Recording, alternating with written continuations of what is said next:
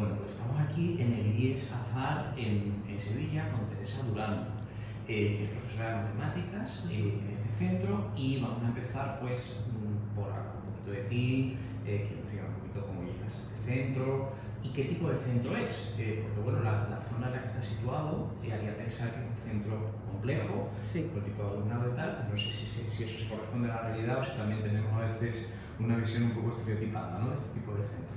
pues mira, este centro es de compensatoria, el IES Azar, porque claro, está en una zona un poco complicada, dentro de los barrios un poco más marginales de Sevilla, ¿no? Y claro, el alumnado que llega es de todo tipo. Hay alumnados que tienen familias estructuradas y con solvencia económica, pero después también pues tenemos alumnado que tiene muchas dificultades. Familias muy desestructuradas, vienen alumnos también del BACIE, que lo tenemos aquí al lado, vienen familias de etnia gitana, vienen alumnos, aquí lo que hay es muchísima inmigración. Teníamos, este año no lo recuerdo bien, pero 24 o 27 nacionalidades distintas. Entonces, claro, pocos recursos económicos, mucho paro, situaciones muy complicadas. Entonces, bueno, yo llegué a este instituto un poco por azar. Mi plaza definitiva... Nunca mejor dicho. Sí. Mi plaza estaba en un pueblo de Sevilla, en Benacazón. Yo no llegué a trabajar allí, no me incorporé porque tenemos la opción del concursillo para poder trabajar cerca de casa. Y bueno, el concursillo es para un curso escolar. Estuve rondando por la zona, estuve en el Instituto Pino Montano, que está también aquí al lado. Luego un poquito más en la avenida está el Instituto Hispali, que también estuve allí. Y esto que me pongo a rellenar códigos de peticiones de institutos, y tenemos el procedimiento es, primero te adjudican un destino provisional y al par de meses te confirman el destino definitivo. Entonces a mí en el provisional me dieron otro del barrio de Pino Montano, yo soy del barrio, entonces me conozco la zona y demás, y yo decía, bueno, cerca de casa, de mis padres, un poquito ahí entre medio de la familia, ¿no?, que me pillara bien en la bici, para venir en bici. Entonces, cuando llegó el destino definitivo, vi que no me habían dado el instituto que me habían dado en la provisional, sino que me dieron este. Entonces, claro, es verdad que cuando a mis conocidos y amistades docentes, ¿no?, les dije, pues voy al Instituto Azar. Ay, Tere, pobrecita, ¿por qué has puesto esto? Claro, entonces yo llegué como diciendo, ¿por qué me dicen esto, no?, ¿qué me voy a encontrar? Porque claro, es verdad que la fama quizá no es de las mejores, que está cambiando últimamente, porque es verdad que en la prensa ya ha salido varias veces este instituto y todo positivo, porque aquí se trabaja muy bien, pero claro, no deja de ser un instituto complicado. Yo anteriormente he trabajado en otro instituto también, trabajé otro año en Tomares, en el Instituto Ítaca, que claro, este instituto está en el barrio Aljamar, que es de los mejores de Tomares. Entonces, claro, la diferencia de ese instituto con este es abismal. Allí todas las familias tienen estudios superiores, o todas o la mayoría, ¿no? Se conocen la ley y la normativa estupendamente, los padres exigen mucho. Allí lo que teníamos era, oye, porque mi hijo le has puesto un 9 y no le tiene un 10. Entonces, claro, el cambio de ese instituto a este era como demasiado chocante. Déjame que te haga una pregunta. Sí. Cuando dices que los padres exigen mucho, ¿te refieres a que los padres, entiendo, ¿no?, es decir, que los padres exigen mucho aprendizaje por parte de sus hijos? Es decir, que la preocupación de los padres, fundamentalmente, quiero pensar que es que sus hijos aprendan mucho. Sí, y también exigirle al profesor cómo tiene que hacer su trabajo. No me digas. Sí, claro, claro. O sea, está a la orden del día. A la profesión del docente siempre se le cuestiona, siempre se le dice cómo tiene que hacer o no tiene que hacer su trabajo. ¿Pero te refieres a los padres? Sí, claro, claro, claro. O sea, vienen al centro a decirte cómo tienes que hacer tu trabajo. Hombre, y sí, y porque has hecho esto, y porque mi hijo, ¿no?, si suspendiera alguno, ¿no? En este centro no ocurre eso, son otras preocupaciones. Pero claro, cuando te encuentras en una zona que está bien económicamente y que quieren que sus hijos estudien, aprietan a sus hijos porque saben que estudiar es bueno, que va a tener luego salida, que va a tener una mejor vida, pero eso implica que también al docente se le cuestiona mucho. De si lo estás preparando bien o no. Hay más reclamaciones al final de las evaluaciones, ¿no? Que siempre hay un periodo. Entonces, claro, ese movimiento... Pero en ese sentido entiendo que la directiva del centro también apoyará Sí, siempre a los sí, docentes, ¿no? Y los inspectores. Sí. También. Cuando yo estuve allí había una directiva maravillosa. Eran dos hermanas, que una era directora y la otra era jefa de estudio, las dos de matemática también, y el apoyo era increíble. Ese año estaba yo de práctica, porque fue el año que me saqué la oposición y al año siguiente hice las prácticas allí, y tuve una inspectora que era también muy exigente, ¿vale? Pero claro, aquel año ocupaba yo plaza bilingüe, y esta inspectora lo que pretendía era que todas las clases fueran en inglés. Claro, ella vino a verme 2 o 3 veces, cuando lo normal es que la inspección sea una vez y si está todo en orden. Bueno, me vino varias veces, a mí no me importaba tampoco, para eso estamos. Y claro, cuando entró ella ya, no sé si era como la 3ª vez que entró, y yo estaba dando la clase en español, era una clase de estadística, en tercero de eso, no se me va a olvidar en la vida, y yo no sé cuántas veces había hecho las tablas estadísticas, y los niños todavía no se enteraban bien. Y claro, cuando terminó ya la clase, ¿no? Y me dijo ella, oye, Tere, tal, tienes que el 100% de la clase en inglés ya. Y yo decía, pero si es la 3ª, la 4ª, la 5ª vez que yo explico lo mismo en español y todavía no se han enterado cómo hacer una media, una mediana, una moda, ¿cómo lo voy a explicar en inglés? Y es verdad que allí estas dos hermanas que eran la directiva de allí, me apoyaron muchísimo, hablaron con ella y le dijeron que sí, que nosotros estamos súper a favor del bilingüismo, pero vamos también a ser un poquito flexibles. Si no se enteran en español, no se van a enterar en inglés, ¿no? Entonces, claro. Y entiendo que la inspectora en algún momento, no sé, es decir, te proporcionó alguna orientación sobre cómo hacerlo, No, o ella quizá asumió un día la clase para demostrarte que se podía hacer y tal, o simplemente se limitó a exigir. Pero de hecho, es que no sé ni de qué especialidad era, pero los inspectores no tienen por qué ser de la especialidad. Porque claro, de hecho aquel año estábamos de práctica varios. Había de biología, había de inglés, había de matemática, entonces no tiene por qué controlar todas las especialidades. O sea, entonces me estás diciendo que alguien que no es siquiera de la especialidad, que entra en tu clase para decirte cómo tienes que hacer tu trabajo y ni siquiera te demuestra cómo en la práctica efectivamente se puede hacer. Madre mía, no era el apoyo que yo a lo mejor había pensado que os proporcionarían los inspectores. Hombre, es verdad que después tú le puedes preguntar, ¿no? Oye, bueno, estamos totalmente en aprendizaje también, ¿no? Dime cómo mejorar, no, tú tienes que hacer esto y como tú lo hagas, búscate la vida, pero tienes que hacerlo. Ya, pero si lo haces mal según ellos, se te lo va a decir, ¿no? Claro. Bien. Entonces quizá los inspectores a lo mejor no es un cuerpo a lo mejor tan útil como se puede pensar, ¿no? Bajo mi punto de vista, al final, los inspectores controlan que se cumpla la ley. Un tipo de control que, bueno, mientras que se haga bien, y si no, un toquecito de atención al equipo directivo y al equipo directivo a nosotros, ¿no? Ya. ¿Y aquí qué tal se trabaja con pues mira, claro, la primera vez que yo llegué, entre que yo venía ya con ese ánimo de la gente que me había dicho y tal, yo decía, veremos a ver dónde me meto yo, y esta es mi plaza definitiva y aquí para toda la vida, pero es adaptarte, porque después, a ver, alumnado complicado tenemos, no te voy a decir que no, pero es verdad que a mí me gusta. Porque si yo comparo cuando trabajé, por ejemplo, en este sitio de Tomares, que los niños eran fantásticos de comportamiento, de actitud, de notas académicamente maravillosos, entonces si los comparamos es un choque muy grande. Pero al final a mí me gusta más este tipo de trabajo. Es un poco egoísta por mi parte, ¿por qué? Porque me siento más útil en un centro de este tipo. Porque al final un niño que es brillante va a volar solo.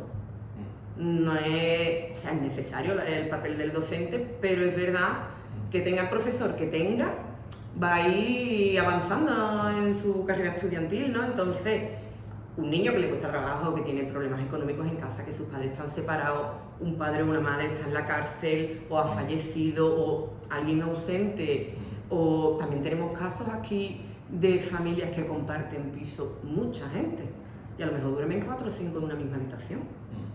Entonces, el agradecimiento que luego te dan estas familias de has salvado a mi niño, lo has ayudado, eso es maravilloso.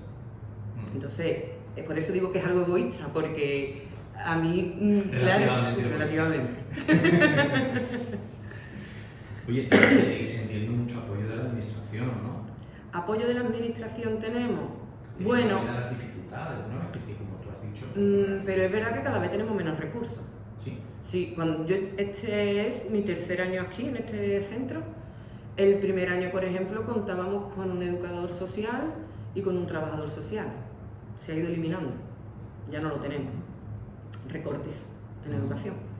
Entonces es verdad que estos dos compañeros hacían un trabajo maravilloso, que al final, pues ese trabajo hay que repartirlo entre los que estamos.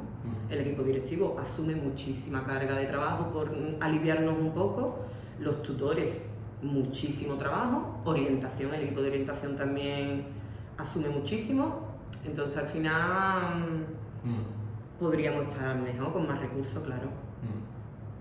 Teresa, ¿cómo se convive en un aula con realidades tan distintas como pues, niños de familias complicadas, en situaciones muy difíciles, con otros de familias más normalizadas que, bueno, que han tenido una experiencia de la vida completamente diferente? ¿Y cómo se conjugan todas esas realidades en un aula sin volverse loco? Sin volverse loco. Aquí es verdad que lo que sí tenemos son otros tipos de facilidades. Por ejemplo, también tenemos el trabajo de nuestra compañera PT, pedagoga terapéutica. Ella entra en el aula, ayuda muchísimo, y luego en primero y en segundo de eso, en las materias instrumentales tenemos doble docencia. Entonces estamos dos profesores en el aula a la misma vez, ¿no? Normalmente pues nos turnamos, a lo mejor un tema uno es el que explica y el otro es el que va apoyando en ese momento en el aula, y esas facilidades ayudan bastante, ¿no? Después entre ellos los chiquillos, súper bien. Se comprenden entre ellos, hay mucha solidaridad. Yo cuando llegué fui tutora de cuarto de eso y organicé el viaje de fin de curso. Claro, ese viaje, si no recuerdo mal, costaba 515 euros. Un chico, dentro de los que querían venir, siempre hay alguien que prefiere, ¿no? O no puede pero no lo dice, pero un chico en concreto no tenía solvencia económica para poder hacerlo, ¿no? Entonces, claro, a mí me daba mucha pena porque además el chico era bueno. Bueno, era repetidor, empezó metiendo un poquillo el pie, pero después el chico, vamos, a día de hoy es de mis alumnos favoritos, hay que decirlo. Y bueno, pues salió una solidaridad en la clase, en el aula, porque la agencia con la que hacíamos el viaje nos daban un taco de papeletas para poder financiar un poquito, ¿no? Yo no sé si fueron 10 o 15 niños que le dieron el taco de papeleta, una madre le dio 50 euros, otra madre 20, eso fue precioso. Entre ellos se ayudaron y eso a mí me ganó, vamos, eso, cuando tú lo ves en el aula y te dices, ¡qué maravilla! Que salga de los niños sin que un adulto no le diga, oye, hay que ayudar, ¿no? Ellos ya saben porque están compartiendo muchos años desde el colegio aquí en la zona. Al final llevan toda la vida juntos, entonces, ¿cómo no va a venir su amigo por un problema económico, no?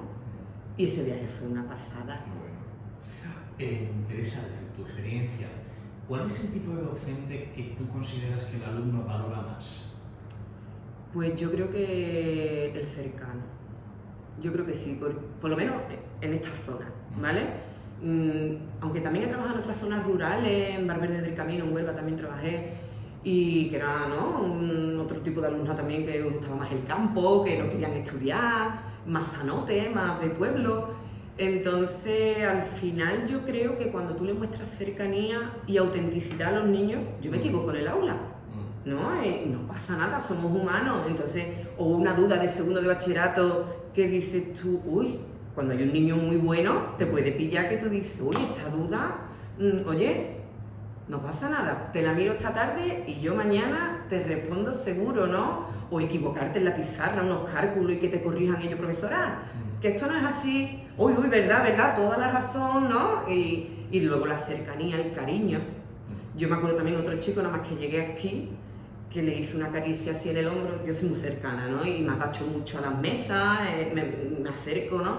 Entonces, ese chico que yo le hice una caricia de ¿qué pasa? Algo, y hizo así. Eso me llegó a mí, que dije yo, ¿qué vida habrá tenido este chico para que por una caricia reaccione de ese gesto de apartándose? Entonces, yo creo que sí, que la cercanía. Ellos valoran mucho que los escuche, que los entienda, que, bueno, y después yo soy cañera con las matemáticas, quiero decir, que el otro día tuvimos la graduación y los chicos de segundo de bachillerato empezaron, cuando hacen unos agradecimientos a los profes, ¿no? Cuando llegó mi turno, vaya tela, ¿cómo llegaste? Eras una sargenta, y dijimos, fula de matemáticas que nos ha tocado, ¿no? Pero dice, después era mentira, o sea, mentira, eres dura, eres cañera, pero es verdad que después los niños te quieren mucho. Y yo creo que es eso la mezcla. ¿Por qué eres dura o por qué ellos te ven como dura? Es decir, ¿qué haces que te hace tan dura? Bueno, porque cuando me meto en el papel de seria y de matemática y aquí, ellos siempre van a intentar, ¿no? Buscar un poquito de charlar, de... ¿Y el fin de cómo te ha ido, profesora? No, a mí me deja de fin de, vámonos que nos vamos, que tenemos que darle caña, que después el temario hay que darlo. Pero eso es hacer tu trabajo. Sí, sí, claro. No claro, pero para los niños, claro. Ellos no quieren estar escuchando la de matemáticas, explicando ecuaciones. Ya. Entonces, claro, eso para ellos es aburrimiento. Ya. Bueno, entiendo, no sé, la deducción que yo hago, al final, es decir, lo que a ti te está funcionando con estos niños es sobre todo, pues bueno, es decir, si me permites que lo diga así, tu carisma, ¿no? Es decir, tu manera de ser, tu cercanía, tu entrega al trabajo, al mismo tiempo tu seriedad, tu rigor en la enseñanza. No has mencionado en ningún momento la aportación pedagógica, y a mí me gustaría preguntarte, con toda sinceridad, si entiendes que, porque, claro, tuviste que pasar, como todo el mundo, pues, por el consabido máster, etc. ¿Es ahí donde aprendiste todo esto? Es decir, la necesidad de rigor. En el máster realmente aprendí poco, Ah. la verdad. Yo el máster del MAES le veo falta, porque después los profesores que imparten el máster, muchos no han pasado por un instituto. ¿En serio? Sí, son profesores de universidad. Entonces, yo creo que no es lo mismo explicarle a un chico de 20 años que a un chico de 14. Entonces, al final, eso sí lo eché yo en falta cuando hice el máster. Después tuve otro profesor, me acuerdo que no tenéis que ser aburridos en clase, ¿no? Daba como consejo y tal y cual. Nunca hay que leer diapositivas, y esto lo estaba leyendo de una diapositiva. Entonces, claro, esa falta, el máster a mí me enseñó muy poco, poquísimo. Yo es verdad que, bueno, vocación tuve. A mí me da un poquito de coraje la vocación, porque parece que con eso ya se salva todo, ¿no? Pero es verdad, mi madre también ya está jubilada, pero era profesora. He visto desde pequeña, ella me ha llevado al instituto cuando no tenía dónde dejarme, me ha llevado, ¿no? En los días estos de principios de septiembre o de finales de junio, cuando ya no son lectivos. Entonces a mí ese mundo siempre me atrajo. Y yo desde pequeñita dije, yo quiero ser profesora. Después las matemáticas se me daban bien, entonces yo creo que el máster no fue lo que me impulsó. ¿Tú estás de acuerdo con esa idea de que el alumno es el que construye o debe construir su aprendizaje, que el docente tiene que ser meramente pues, alguien que está ahí pero sin intervenir en ese proceso? O sea, ¿entiendes que es traumático para el alumno que tú intentes enseñarle? No. De hecho, bueno, cuando sufrimos la pandemia, ahí se notó, ¿no? la importancia del papel docente, porque claro, ahí cómo se iban a poner a estudiar si no era en un aula, y costó muchísimo trabajo. No era lo mismo dar una clase a través de una videollamada o de ponerles actividades en Classroom o en la Moodle, ahí dijeron, anda, va a ser verdad que es importante el papel del profesor. Pues está muy bien. Porque eso es que el constructivismo, que es lo que informa toda la pedagogía, dice que es el alumno y que tiene que construir sus propios aprendizajes. Sí, él va construyendo, pero sin un guía... O sea, sin un guía eso no funciona, según tú, ¿no? Ya. Y en cuanto... ¿te consideras alumnocentrista? ¿Cómo? ¿Te consideras alumnocentrista? Porque bueno, ¿De una qué? de las modas pedagógicas es la cuestión del alumnocentrismo, ¿no? Es decir, supuestamente los que enseñamos, intentamos enseñar, no somos alumnocentristas, no sé en qué nos centramos, pero bueno, según algunos, es decir, no le estamos dando al alumno el protagonismo que tiene que tener y que merece. Y parece ser que el alumnocentrismo consiste en dejarlo que él se busque la vida por su cuenta. Entiendo que lo de alumnocentrista no es algo que tú practiques así con asiduidad, ¿no? La verdad es que no. Hombre, es verdad que el papel importante lo llevan los alumnos y es su formación y su desarrollo, ¿no? Pero aquí somos importantes todos, desde los limpiadores y conserjes, todo el personal del PAS. Las familias también. Las familias juegan un papel Hablamos un importantísimo. poquito de esa importancia de la familia. ¿De la familia? Sí. El apoyo es fundamental. Pero el apoyo para venir a decir mi niño tiene un 9 y quiero que tenga un 10 o otro tipo de apoyo. El apoyo al instituto, hay que levantarse por las mañanas tempranito y llegar puntual a clase. Es decir, yo quiero que mi hijo estudie. Aquí hay otro caso que se me viene, otra chica que sus padres están en bachillerato y no, vamos ya a trabajar, que después las realidades económicas influyen muchísimo. En una familia donde hace falta que trabaje, el niño cuando cumple los 16 años, vamos ya, que tenemos que trabajar, que hay que aportar económicamente a casa. Entonces, hombre, el papel de la familia fundamental, o cuando un chico va mal en los estudios y tenemos tutoría, ¿no?, con los padres, que vayamos a una, que sigamos la misma línea y que empujemos un poquito desde casa y desde el centro. Eso es fundamental para que el niño luego siga adelante. ¿Y la convivencia? ¿Cómo es la convivencia aquí en el centro? La convivencia entre compañeros, No, entre los alumnos, ¿no? Los alumnos, sí. Pues bueno, hay que ser duros con ciertos casos, ¿no?, de comportamientos malos. Hay quien a lo mejor tiene un poquito más de agresividad, se pelean o incluso te insultan. Eso lo hay, pero lo hay aquí y lo hay en todos lados. En todos los centros donde tú vayas a trabajar te puedes encontrar alumnos de todos tipos, ¿no? Y eso es lo bonito de la educación pública, de hecho. Entonces, hay que ser duro con este perfil de alumnado y aquí se cumple.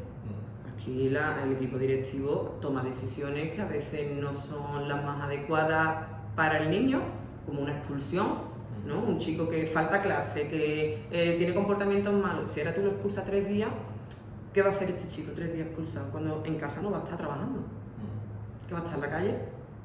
Entonces quizás no es una medida que nos resulte agradable, pero que bueno, hay que cumplirla. Entonces aquí funciona muy bien, el equipo directivo lo tiene muy claro, venimos a trabajar, venimos a estudiar y tenemos que educarlos también en comportamientos buenos, ¿no? Entiendo que aquí sí que la educación continúa siendo ese ascensor social del que siempre se habla, ¿no? Es decir, la posibilidad de que gente de entornos, pues bueno, es decir, de todo tipo, pero también desfavorecidos, pues tenga esa oportunidad de llegar a donde quiera en la vida. Pero claro, para yo eso... siempre voy a defender eso, siempre. Porque además yo vengo también de barrio, yo soy de Pinomontano, me he criado aquí al lado. Yo me acuerdo cuando yo estaba en el instituto, en primero de eso eran como 6 o 7 líneas, de los que terminamos y nos presentamos a selectividad, yo no sé si éramos 3 o 4. Entonces, claro, el ascensor social, la única manera que tenemos es a través de la educación. Gente que no tienen recursos económicos, que ni papá ni mamá tiene una empresa o tiene... ¿Cómo puedes llegar tú a un buen puesto de trabajo? La educación. Yo siempre le digo lo mismo a los chiquillos. A lo mejor tú estudias y después no trabajas de lo que tú has estudiado, porque también tenemos muchos, claro, ellos dicen, pues mi prima estudió la carrera y está trabajando en tal cosa, ¿no? Vale, pero por lo menos si tú estudias, yo siempre le digo lo mismo, va a tener la opción de elegir. El que no estudia tiene que coger trabajo que vaya viniendo. Entonces, por lo menos estudia que puedas elegir. Y a lo mejor ahora mismo tu prima no está trabajando en lo que ha estudiado, pero bueno, dentro de X años por lo mismo se busca la vida y encuentra más oportunidades. Pero sí, claro. ¿Estudiar exige esfuerzo? Muchísimo, muchísimo. Yo siempre le digo lo mismo a los niños. A mí también me gustaba más estar en la calle con mis amigas, ¿no? Y cuando ya se tenía más edad de salir, una botellona, una fiesta, una discoteca, a todo el mundo nos ha gustado salir y hacer otras cosas antes que estudiar. Estudiamos sacrificado, claro, y si ya hablamos del tema oposiciones, apague vámonos. Porque yo todavía me acuerdo de cuántos cumpleaños de amistades me perdí, a cuántas fiestas no fui, o con la familia, ¿no? Yo me acuerdo el primer año de mis oposiciones, un 25 de diciembre por la mañana, haciendo resúmenes. Que yo vivía todavía en casa de mis padres y me venía mi padre con una tapita, un refresquito y una tapita para que mi niña por lo menos a la 1, cosa así, ¿no? Antes del almuerzo de Navidad. Hija, ¿qué haces aquí? Hombre, y sin haber salido el 24 por la noche porque me tenía que acostar temprano para levantarme temprano. Hemos sacrificado Pero estudiar. eso no es malo, no tienes que hacer el esfuerzo, el sacrificio, No, claro. la seriedad, todo eso no es malo. Hombre. No ser lo que a uno le apetece siempre, pero Claro, al final hombre, es necesario, ¿no? el esfuerzo es necesario, claro. Te vas formando como persona y después te prepara también. Porque después viene también la frustración. Hay que trabajarla también, ¿no? Durante la adolescencia, bueno, desde pequeñito la adolescencia y la adultez, vamos, que... Sí, claro, claro. O sea, tú suscribirías lo que dice, por ejemplo, Gregorio Luri en su famoso libro de la escuela no es un parque de atracciones, suscribirías que efectivamente la escuela Hombre, no es sí. un parque de atracciones. Sí. Y además, en matemáticas ya sabemos, ¿no? Que tienen que ser lúdicas, que tienen que... Mi opinión, es verdad que yo soy un poquito tradicional, aunque sea joven, pero las matemáticas tienen que ser matemáticas. No todos tenemos que ponernos a jugar, no todo tiene que ser divertido y cuando hay que explicar polinomios es un tema aburrido. Sí, es un tema que es de muchos pasos automáticos, mecánicos, ¿no? Y pues tenemos que aprenderlo porque es el currículum y lo tenemos que cumplir. Entonces, claro, es verdad que si a lo mejor no tuviéramos esa presión de cumplir temario, podrían ser las clases de otro tipo. Bueno, pero después hay que aprenderlo todo, ¿no? Entonces, esa es mi opinión. Oye, ¿y la PEBAU? ¿Vamos a hablar un poquito Venga. de la famosa PEBAU? Creo que llevas tiempo ya participando. Mira, he participado, pero no consecutivamente, desde el año, si no me equivoco, 2021. Y por curiosidad, ¿vale? Daba clase en segundo de bachillerato, entonces cuando uno se enfrenta a sus alumnos en segundo de bachillerato siempre le entra la duda de ¿estaré haciéndolo bien? Que luego es una responsabilidad, ¿no? De si puede seguir su futuro, lo que el niño quiera, ¿no? Entonces, pues, dije, pues venga, me voy a meter a ver si me cogen. Echamos la solicitud. Y bueno, sí, corregí aquel año y cada vez que he quedado en segundo de bachillerato me ha gustado pedirlo para comparar un poco. ¿Y qué tal el nivel? ¿Cómo ves el nivel de la prueba y el nivel de los estudiantes? Pues a ver, depende del itinerario. Este año ya sabemos la polémica que ha ocurrido con el examen de aplicadas a ciencias sociales, que este año han subido un poquito más el nivel, porque es verdad que desde la pandemia, como perdimos un par de meses de docencia, ¿no?, en las aulas, pues se llegó a, vamos a cambiar el modelo que hay de selectividad, vamos a poner un nuevo modelo donde haya más opción a elegir, que los chicos, pues si alguna parte del temario no la han podido dar o la han dado pero a través de una pantalla, como estuvimos dando clase en aquel año, ¿no? Pues claro, vamos a intentar darle un poquito de más flexibilidad al asunto y más facilidades. Claro, eso ocurrió en el 2020, luego el curso 2021 también tuvimos en muchos centros una docencia un poquito especial, ¿no? A lo mejor venía, depende del centro, hubo centros que venían una semana unos niños, otra semana otros niños. En otros centros venían de primera a tercera hora, se cambiaban y los otros niños venían de cuarta a sexta. Entonces, claro, también fue una docencia un poquito distinta y complicada también, ¿no? Entonces se siguió con ese modelo de selectividad de facilidades, ¿no? Pero claro, ya poquito a poco ya va saliendo la generación que le afectó la pandemia, ¿no? Ya va saliendo del instituto, entonces pues últimamente se pretende también volver a lo que teníamos antes. Y también se pretende unificar la prueba a nivel nacional. ¿Qué pasa? si tú miras la prueba de matemáticas de Madrid, por ejemplo, no tiene nada que ver con la de Andalucía, desde hace años. Entonces, pues, poquito a poco se pretende unificar y eso es lo que se está intentando perseguir. Este año en el examen de aplicadas a las ciencias sociales se ha subido un poquito el nivel, se ha puesto los ejercicios ya, los problemas contextualizados todos. Entonces, claro, yo creo que de ahí viene tanta polémica este año. ¿Justa o injusta esa polémica, según tú? Bueno, tiene su vertiente. Por un lado, a mí me parece bien que se vuelva un poquito al nivel de antes, porque yo lo que no veo normal es tantísimos niños con un 13 y pico en selectividad, ¿no? Es un poco llamativo. Pero por otro lado, claro, en la reunión que tenemos de coordinación docente con la universidad cuando va a preparar la prueba, ahí se avisa, ¿no? Que, oye, que ya mismo que vamos a meter, de hecho han ido metiendo cada vez un poquito más de temario, ¿no? Pero ellos nos dan un anexo donde se nos dice la tipología de problemas y tal. Entonces ahí hubiera estado bien que hubieran metido más problemas contextualizados para tener un banco, ¿no? de problemas de los que ir tirando, porque el profesorado que ha dado en segundo de sociales, cuando ha visto esos problemas, claro, se ha visto un poco adaptado de pie y mano porque ha dicho, oye, yo hubiera necesitado esto. Entonces a la misma vez lo veo bien, pero bueno, ni todo es blanco ni todo es negro. Decías, has dicho en prensa, que el problema y parte de la razón por la que ha habido esta protesta y tal es porque los alumnos están cada vez menos acostumbrados a pensar. Bueno, no es que cada vez estén menos acostumbrados a pensar, no es cada vez menos. Es verdad que en general, no es que no sepan pensar, tampoco quise decir eso, ¿no?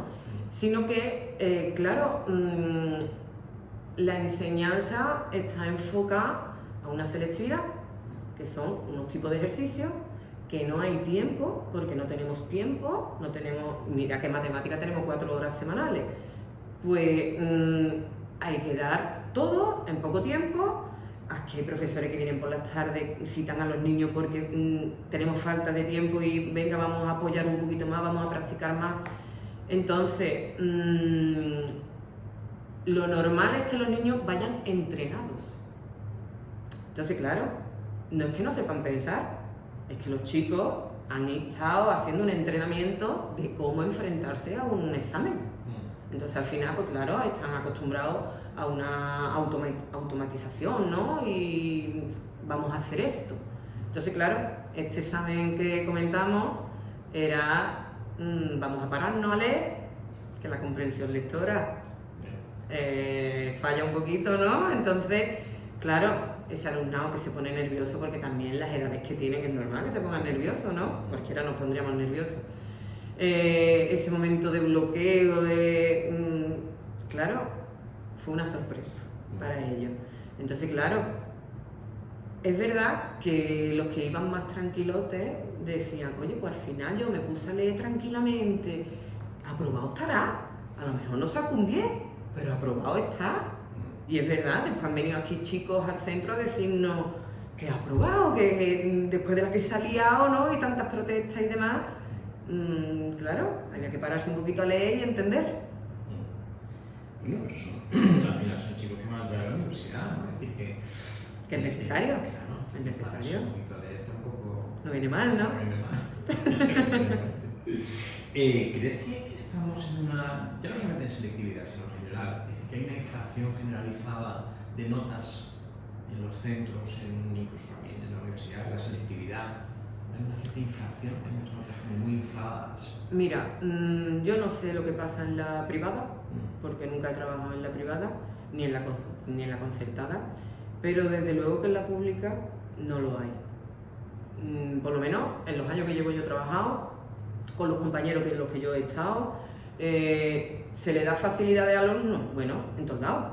Trabajos, exámenes, pruebas, ¿no? Tenemos muchos instrumentos de evaluación y pero después hay institutos, he estado leyendo, ¿no? No me gustaría hablar mal de la privada porque también son compañeros Pero sí que es verdad que después también salió este curso, también una noticia en la prensa de la diferencia que hay luego en la selectividad, ¿no? Había un estudio de la diferencia de puntos y quizá en la privada puede que sí haya más influencia. ¿Qué pasaría si yo te llamo profesauria? Profesauria. Debido a... Que es el término con el que muchas veces se refieren, bueno, gente del ámbito de la pedagogía a estos docentes que todavía, bueno, pues esto que tú has dicho, ¿no? Es decir, que eres dura, que eres exigente, que eres cañera, utilizando tu propio término. Bueno, pues a estos los llaman profesaurios, porque hay gente del mundo de la pedagogía que piensa que todo tiene que ser fácil, que todo tiene que ser lúdico, que el alumno no puede sufrir, etc. Entonces, claro, yo te veo, tu juventud, tu manera de hablar, tu compromiso, tu manera de plantear las cosas y de argumentar, y realmente lo último que pensaría, que tú te has definido como tradicional, es que eres una profesauria, pero habría gente que, bueno, es decir, por tu discurso justamente te llamarían así. ¿Te importa o a mí no. te da exactamente igual? No, porque me funciona. Quiero decir, tengo buenos resultados, los niños aprenden conmigo, razonamos juntos. Mientras que me funcione. Ahora si no me funcionara pues te diría yo, ostras, tengo que cambiar, pero me funciona, la verdad, entonces no me importa. Y una última pregunta, si tuvieras que escribirle la carta de los Reyes Magos a los políticos, porque al final, bueno, es decir, todo esto está regido por unas personas que están ahí, ¿no? Y que se llaman políticos. Si tuvieras que pedirle algo a los políticos o hacerle la carta de los Reyes Magos y pedirle cosas a los políticos para que tú pudieras hacer tu trabajo mejor y para que tú vieras que ese aprendizaje por el que tú luchas todos los días realmente se está produciendo, ¿qué les pedirías? Que se vengan al instituto a trabajar un poquito, ¿no? Es verdad que no nos sentimos escuchados. En la mayor parte de los docentes siempre decimos lo mismo. ¿Quién hace las leyes de educación? ¿Han sido profesores alguna vez? ¿Quién las hace? Primero, vamos a dejar quietecita ya una normativa, ¿no? Tenemos muy poquísima estabilidad normativa, no nos podemos estar mareando cada año. El verano pasado, hablo de matemática, el verano pasado una ley nueva de matemática, ¿no? Fomento del razonamiento matemático. Vamos a cambiarlo todo y vamos a fomentar el razonamiento matemático. Se le da la vuelta a las clases, hay que trabajar el cálculo mental, hay que trabajar la resolución de problemas, que me parece muy bien, ¿eh? Pero vamos a estarnos quietecitos ya, vamos a establecer un poquito una normativa que sirva, que sea buena, ¿no? Entonces, claro, una bajada de ratio, importantísimo. Aquí nos damos cuenta, cuando tenemos una clase de doble docencia, y nos repartimos un poco, ¿no?, en el aula y decimos, ostras, es que si tuviéramos la mitad de niños en un aula, que tampoco pedimos la mitad de niños, sino bajarlo un poquito, dar clase con 30-35 alumnos, no es lo mismo que dar clase con 20. Las dudas que se plantean, lo que tú puedes apoyar al chico o a la chica, ¿no?, lo que te acercan, lo que... todo. Entonces, una bajada de ratio, vamos a estarnos quietecitos con las normativas, vamos a hacer un poquito más cositas por la transparencia, porque, por ejemplo, este año todavía no me ha quedado muy claro, ya acabamos de terminar el curso, ¿vale?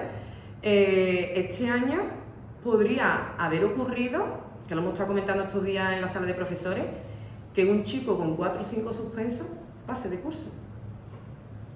Porque hay una nueva normativa, y es que lo que tiene que tener el chico aprobado son las competencias clave. ¿Qué pasa? Nosotros tenemos todas las asignaturas que tenemos, ¿no? Estas asignaturas tienen unos criterios de evaluación. Estos criterios de evaluación tienen unas competencias específicas asociadas, ¿vale? Estas competencias específicas contribuyen a la adquisición de las competencias clave. ¿Cómo? No lo sabemos. El programa informático Seneca hace una media, que no sabemos si es aritmética, si es ponderada, no sabemos cómo, y da la media de competencias clave.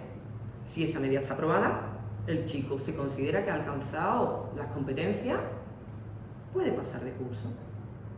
O sea, me estás diciendo que lo que siempre ha hecho un equipo educativo a la hora de hacer un programa Sí, claro, bueno, el cuaderno, el programa Seneca es donde nosotros tenemos que ir volcando todos los datos, ¿no?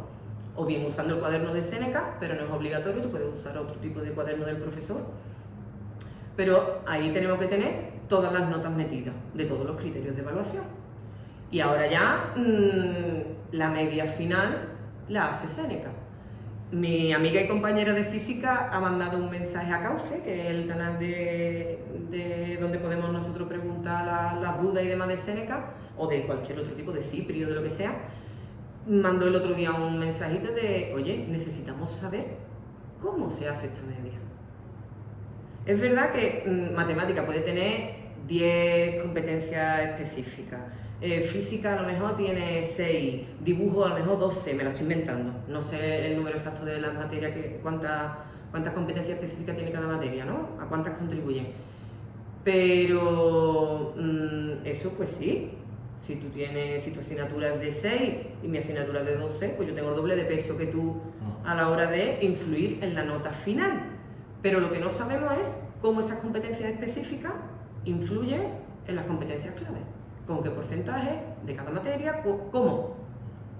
Madre mía, pues es que yo me causa un poco de inquietud pensar que una decisión tan trascendental como que un alumno pase un recurso en lugar de decidirlo un equipo de personas de manera individualizada. Claro, es que ha sido la indignación que hemos tenido en estas evaluaciones de entonces, ¿qué hago yo?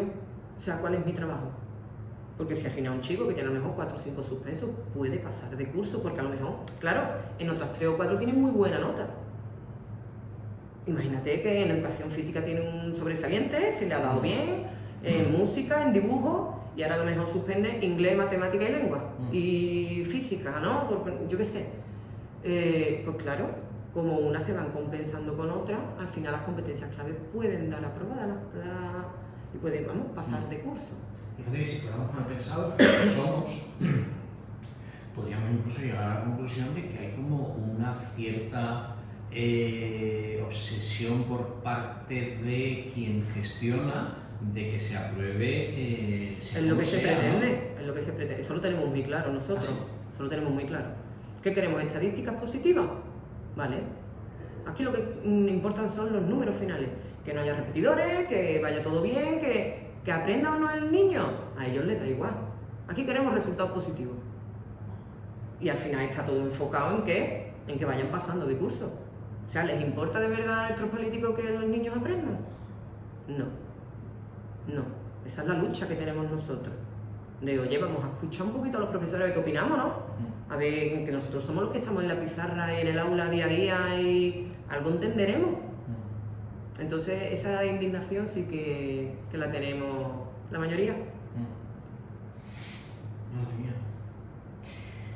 Bueno, Teresa, muchísimas gracias. A vosotros. Y bueno, por atendernos, y esperemos que efectivamente esa carta a los Reyes Magos Ojalá. a los políticos se cumpla y que bueno, que efectivamente, es decir, que apostar por la educación no es cambiar de leyes cada 6 meses, sino realmente enviar recursos y apoyar la labor que hacen los profesores, sobre todo los profesores como tú, comprometidos y con vocación y que disfrutáis de vuestro trabajo, que queréis proporcionar ese aprendizaje que por otra parte es tan necesario, tan necesario. Muchas gracias. Muchísimas gracias. A vosotros.